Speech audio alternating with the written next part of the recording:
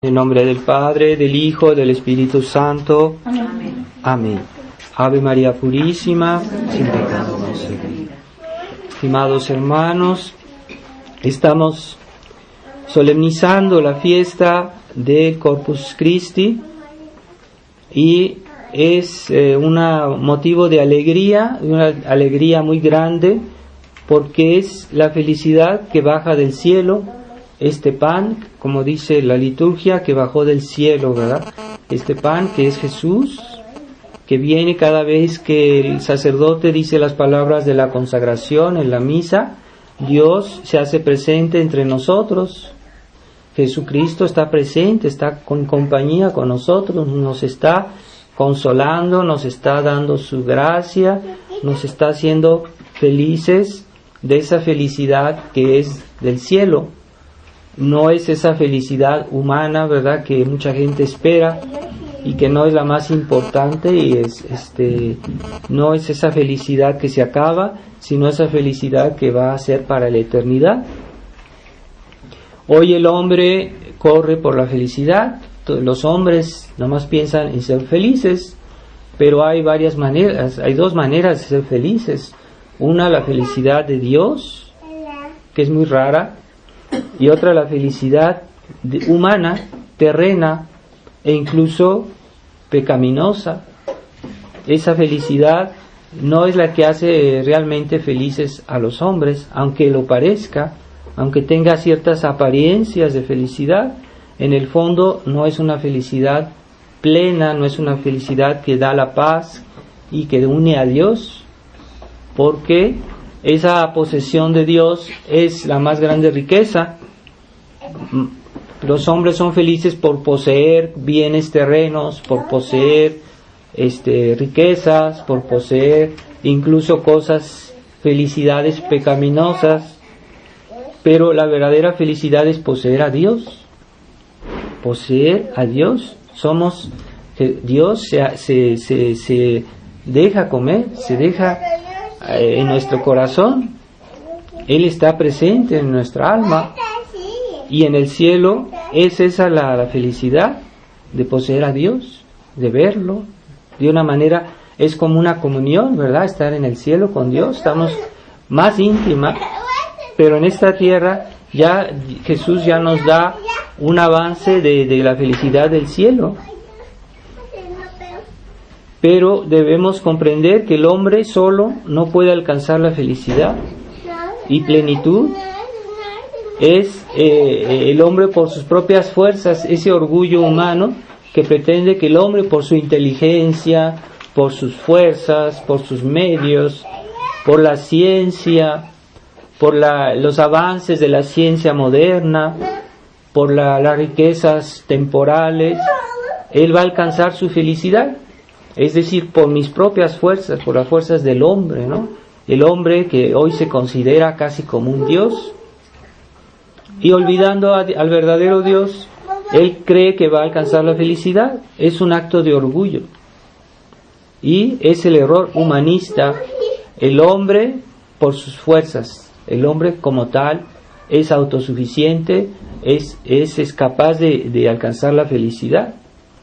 Ese error es humanista, liberal, del cual Dios nos libre, porque ese error es, por lo mismo que ese error pues es una gran ilusión, y todas esas ilusiones el día de la muerte van a desaparecer, van a esfumarse. Pero cuando uno está ligado a Dios, dependiendo de Dios, aunque en esta vida tenga cruces, dificultades, pues al día de su muerte un día estará en el cielo con Dios, y eso va a ser para la eternidad. No es lo mismo. Es que cómo se va a comparar un momento de felicidad en esta vida limitado con la eternidad, ¿verdad? No hay comparación. Entonces, para que tengamos esa felicidad de Dios, debemos someternos a Dios, a su orden. Y ese orden de Dios lo que nos concede la verdadera felicidad, aunque en esta tierra pues está mezclada, ¿verdad? Sí, ciertamente está mezclada con las penas de esta vida, que Dios nos las hace suaves, nos las hace dulces, si estamos cerca de Él, ¿verdad? Aun si nada es perfecto en este mundo, ¿verdad? Entonces, cuando recibimos la hostia, Dios nos consuela, Dios nos fortifica, Dios nos ayuda a llevar nuestra cruz, que nos parece tan dura a veces, pero Jesucristo suaviza las penas de esta vida si tenemos la fe, si tenemos la esperanza, si tenemos la caridad, que son virtudes que se practican eminentemente cuando recibimos la comunión. Y es esa sumisión al orden de Dios que cuesta al hombre moderno, a los hombres de hoy. No quieren someterse a Dios, quieren ellos por su capacidades, por su ingenio, su inteligencia, quieren resolver todos sus problemas, pero desde que el mundo es mundo, el hombre ha querido resolver sus problemas sin Dios, y ya vemos el resultado. Toda la historia es un cúmulo de cosas, de calamidades, se puede decir. Nunca el hombre realmente ha habido una sociedad cumplidamente feliz, salvo cuando hubo una época de cristianismo más intenso. Se puede decir que a pesar de que estamos en un valle de lágrimas, el hombre alcanzó una cierta estabilidad y felicidad. Hay que conocer lo que fue México, cuando México fue un país cristiano, lo que se ha escrito sobre esas épocas, y a pesar de que nada es perfecto, pues había una cierta felicidad, una estabilidad, una paz interior y exterior. Y es desde que entraron las ideas liberales, las ideas humanistas en México, que empezó a haber todo este tiempo de revoluciones, de caos, de desorden, y antes de esa época, pues en México prácticamente ya no hubo revoluciones, no hubo guerras, no hubo desastres. Y después de que entraron las ideas liberales, hubo como 300, en 100 años nada más, hasta 1910 hubo como 300 revoluciones. Entonces, eso es el orden humanista, el orden liberal, que nos va a hacer felices, que va a hacer que México sea un país próspero y ordenado. Pues no, a medida que el hombre se independiza de Dios, le vienen todo tipo de desgracias, de desórdenes. Entonces debemos acercarnos a Dios, debemos acercarnos a la Eucaristía. Pero esta recepción de la Eucaristía implica que haya un cierto orden en nosotros, ¿verdad? Precedentes, se sabe que debemos estar bautizados, que debemos estar en gracia de Dios, e incluso debemos practicar un cierto nivel de virtud, ¿verdad? Por ejemplo, una persona que llega en retraso a la misa y que llega justo a la hora de la comunión, es mejor tal vez que no comulgue. ¿Por qué? Porque no se ha preparado. No basta que esté en gracia de Dios, no basta que... ¿Por qué? Porque va a recibir a la comunión de una manera muy superficial, muy mal, o sea, no. La misa, toda la misa es una preparación también a la comunión. La Iglesia nos hace restar el acto de contrición, el confiteor al principio, y toda una serie de oraciones que son una preparación. Todo el rito de la misa es una preparación al momento de la comunión. Entonces, no basta recibir la hostia pura y simplemente. Debemos a tener una preparación, ¿verdad? Y ese orden de Dios que Él nos quiso dar, debemos aceptarlo. Para que debemos aceptar ese orden de Dios para que nuestra alma pueda participar a la Eucaristía. Y no, como dice la epístola de hoy, cuidado, aquellos que se acercan a la comunión y están en pecado mortal, pues en lugar de recibir un beneficio, reciben hacen un pecado muy grave, y hasta Dios castiga, ¿verdad?, esas cosas. También se dice que la Eucaristía, así como incluso ayuda al cuerpo para incluso la salud física, nos ayuda físicamente. Así la comunión hecha en pecado mortal, pues nos atrae no solo el pecado, ¿verdad?, sino también los castigos de Dios, incluso enfermedades. Hay personas que padecen enfermedades porque comulgan en mal estado, como dice el apóstol. Dios castiga la recepción mal hecha de la comunión. No quiere decir que hay que tener escrúpulo y decir que yo tengo duda, no sé si hice un pecado, no sé. Bueno, en caso de duda, la Iglesia no nos exige evitar la comunión. En caso de duda podemos comulgar, pero hay que hacer un acto de contrición bien hecho antes de comulgar. Y a veces hay personas que son muy escrupulosas, a veces hacen un pecadito y piensan que es mortal, y no lo es. No es mortal, sí pueden comulgar. Entonces, y si lo fuera, pero no sabemos o tenemos la duda, de todos modos, en caso de duda, la Iglesia no nos exige confesarnos para comulgar. Podemos comulgar haciendo un buen acto de dolor de nuestros pecados, por amor a Dios, por dolor haber ofendido a Dios. Entonces, esta felicidad que Dios nos trae a la tierra implica un conjunto de cosas. No basta recibir la hostia, hay que también aceptar el orden de Dios. ¿Y cuál es ese orden de Dios que el mundo hoy no quiere aceptar?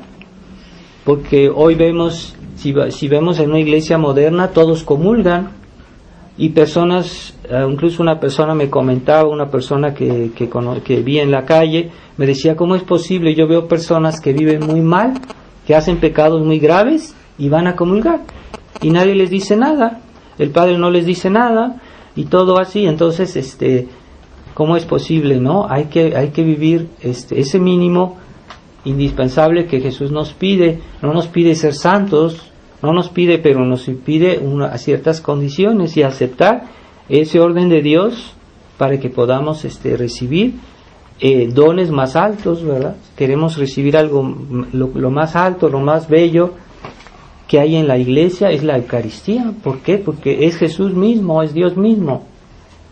Hay muchas cosas bellas, santas en la iglesia, pero ¿cuál de ellas es la más grande? Pues es Dios, es la realidad divina que está en la hostia, que es la hostia. Entonces, ¿cuál es ese orden que debemos aceptar para que Dios también se dé? Debemos aceptar algo y entonces Dios se da a nosotros. Debemos aceptar el orden que Dios hizo, el orden de la verdad, el orden que hoy mucha gente dice, yo tomo y dejo de la religión, yo tomo y dejo de lo que Dios dijo, pero lo que Dios dijo no lo podemos tomar y dejar. La verdad de Dios no se puede tomar y dejar. No se puede tomar y dejar la doctrina de la fe, de la iglesia o nuestro catecismo. Y esa es la tendencia liberal que hay en nuestra época. Hay personas que son tal vez piadosas, que son personas que creen, que rezan, pero no aceptan todo lo que Dios dijo, o no aceptan todo lo que la iglesia nos enseña. Y entonces hay un problema, ahí no estamos bien. Entonces, algo que también debemos aceptar es el orden de la verdad y el orden de los conceptos, el orden de la razón que Dios hizo, porque eso es la base para que recibamos rectamente la verdad de Dios, la verdad de la fe. Entonces hoy hay un cierto gusto por las cosas absurdas, por las cosas negativas. Hay personas que les gusta lo que es feo, lo que es malo, y lo encuentran gracioso, lo encuentran... Entonces ya hay una deformación de la razón, y eso nos indispone a recibir bien, o como debe de ser, las gracias de Dios, o para aceptar las verdades de Dios. ¿Por qué existe el modernismo? El modernismo nació en la iglesia porque es esas ganas de querer conciliar la fe de la iglesia con las filosofías modernas que son erróneas, las filosofías subjetivistas, las idealistas. Entonces, ¿cuál es el fruto cuando uno quiere mezclar algo que es absurdo, una filosofía absurda, negativa, con la fe? Pues nace un monstruo que es el modernismo. Porque no puedo yo juzgar de mi fe de una manera subjetivista. La fe es algo objetivo que Dios nos presenta y que debemos aceptar como Dios nos la presenta. Y yo no puedo decir, es que a mí me parece que esto debo interpretarlo como a mí me gusta, pero eso es subjetivismo. Y entonces el modernismo es el fruto de ese matrimonio entre la fe y las falsas filosofías. Y es algo complicado, pero es lo que le está matando hoy la iglesia. Entonces, por eso ya desde niños a los cristianos hay que enseñarles a ser no solo rectos en nivel de Dios, sino también en las cosas humanas, de ser razonables, de ser equilibrados, de aceptar el orden de los conceptos como Dios lo hizo. Hay personas que no quieren razonar, se guían por lo que les gusta, por lo que les impresiona, por lo que les parece bonito. Creen que la bondad es la amabilidad, pero no, a veces la amabilidad, hay personas muy amables que son malas, ¿verdad? Y hay veces hasta que los santos o Jesucristo mismo no fueron amables. Hay que leer el Evangelio. Fue muy desagradable nuestro Señor cuando hablaba con los fariseos, les decía sus verdades, y eso no gustó, porque la verdad no gusta siempre, o las exigencias de la práctica de la virtud no son agradables a veces, ¿verdad? No nos gusta nuestra naturaleza caída. Nos preferimos lo que es bonito, lo que es aparente. Y entonces, claro está que si un papá o una mamá le llama la atención a un niño porque hizo una vagancia, pues no le va a decir eso de una manera forzosamente agradable, porque si es agradable, el niño no va a tomarlo en cuenta. Entonces, ciertamente una llamada de atención, un regaño, un castigo, es desagradable. Entonces, hoy el mundo tiene tendencia a ver como buenas las personas que siempre dicen algo agradable, que nunca desagradan, y eso es falso. Porque es desagradable practicar la vida cristiana, es desagradable levantarse temprano para venir a misa. Yo prefiero quedarme en la cama, ¿verdad? O cosas así. La vida cristiana tiene exigencias y cuesta. Eso lo entiende el que tiene que trabajar para ganar la vida. Dice, si no voy a trabajar, pues no voy a comer. Entonces sí, es trabajo, es difícil. Bueno, pues también en la vida cristiana no es fácil ser buen cristiano. Eso nos pide un esfuerzo.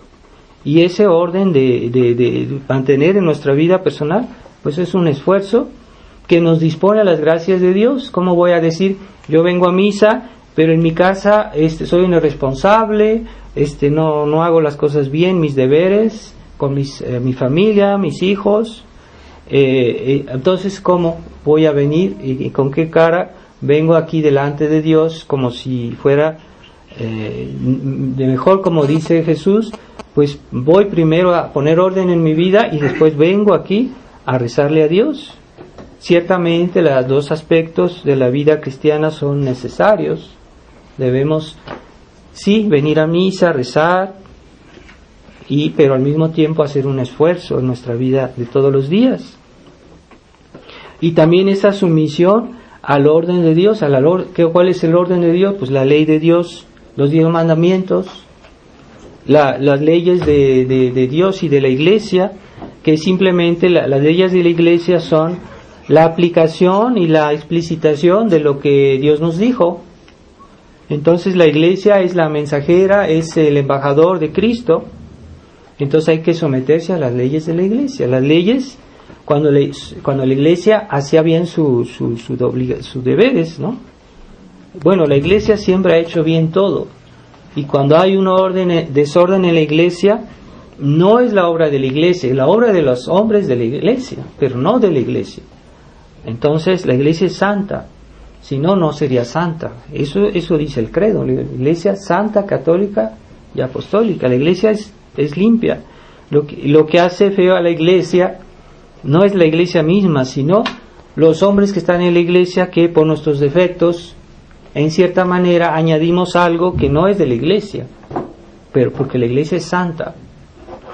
Entonces hoy que el Papa pide disculpas porque de la iglesia, de lo que hizo la iglesia, bueno, algunas cosas pueden ser errores humanos, ciertamente los hubo, los ha habido y los habrá, pero la iglesia no es realmente la autora de eso, sino los hombres que entramos en la iglesia.